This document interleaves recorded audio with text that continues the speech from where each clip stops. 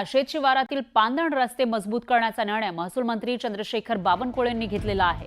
त्याचबरोबर ज्या शेतकऱ्यांच्या जमिनी भोगवटदार वर्ग 2 आहे त्यांना वर्ग 1 करण्यासाठी मोहीम हाती घेतली जाणार असल्याची घोषणा सुद्धा महसूल राज्यमंत्री चंद्रशेखर बावनकुळेंनी केली आहे।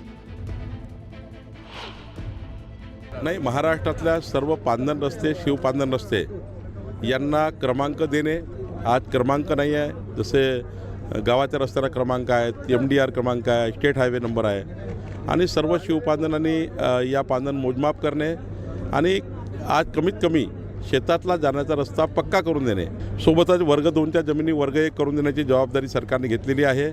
शेत जमिनी ज्या शेतकऱ्याकडे आहे त्या वर्ग 2च्या वर्ग 1 झाल्या पाहिजे, याकरता एक मोहीम राज्य सरकार करणार आहे।